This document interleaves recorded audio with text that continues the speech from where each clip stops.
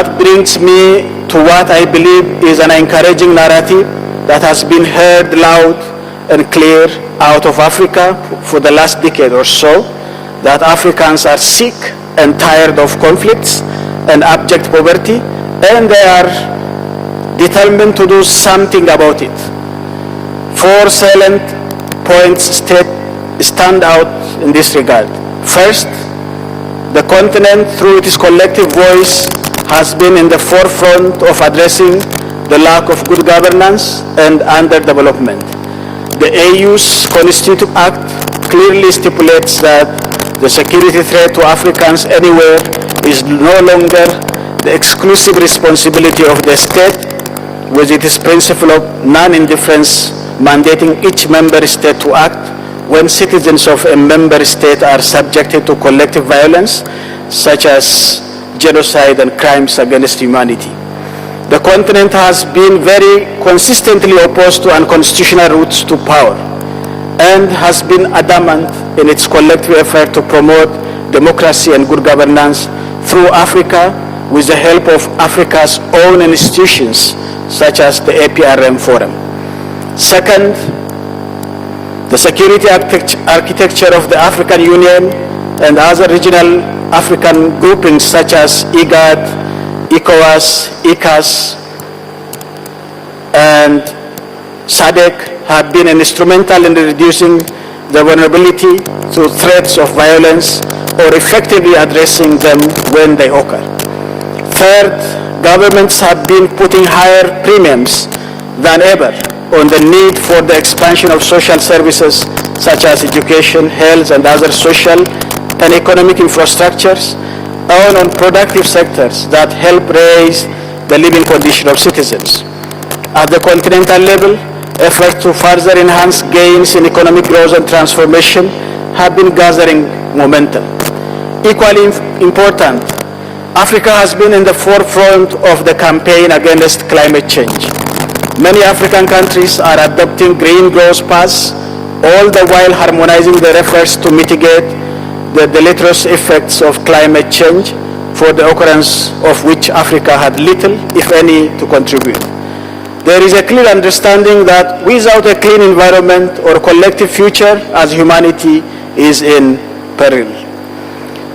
All this is testament to Africans' commitment, collectively and as individual countries, to ensure peace, protect human security in all its manifestations, and bring about sustainable economic development.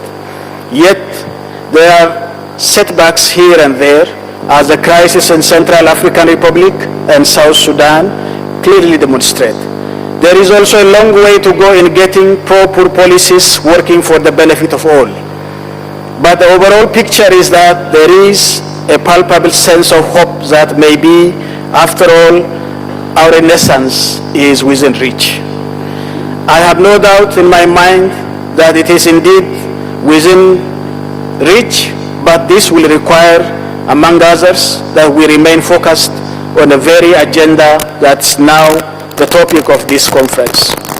Excellency, Mr. President, Excellencies, heads of state and government, ladies and gentlemen, I believe what we have gone through in Ethiopia the last 2 decades or so could offer a modest example of how closely interrelated are human security, peace, and development. What with decades-long the civil war, ethnic inequality, and oppression, abject poverty, and whatnot, Ethiopia 23 years ago was a power cage on the brink of disintegration, and its nations and nationalities subject to all kinds of violence. We did face a stark reality, and we had to make a very difficult choice.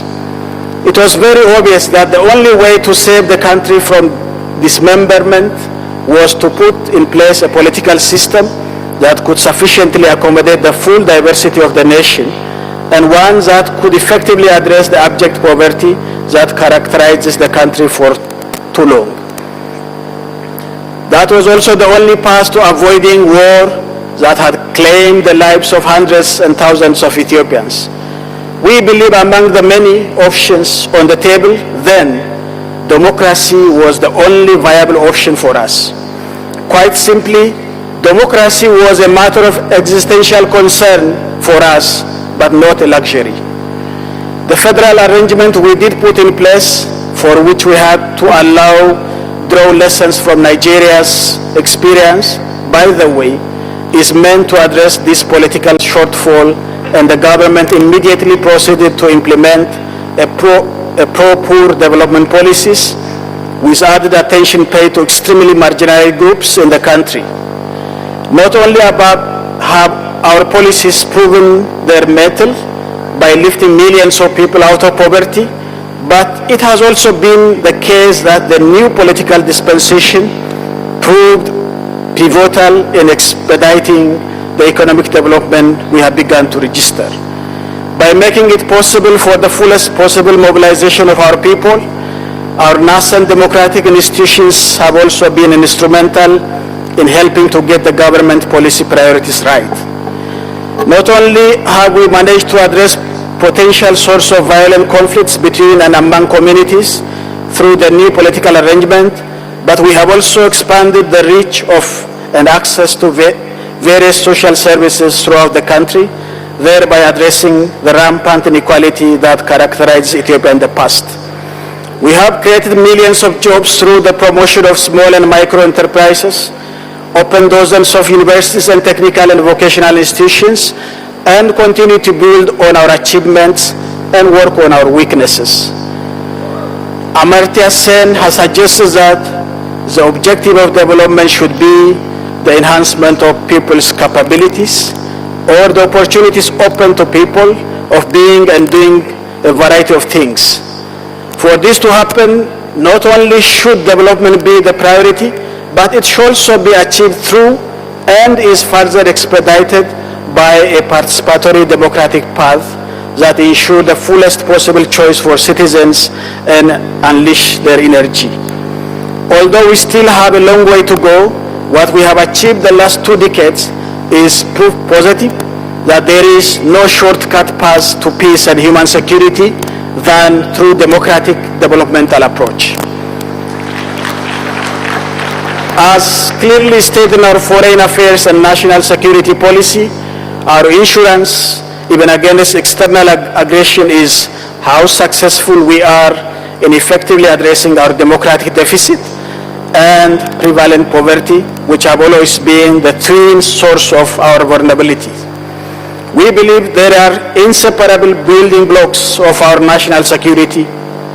Now that we are making progress on both 2 fronts, we have been able to reduce threats to human security as well, whether from conflicts or from lack of economic transformation.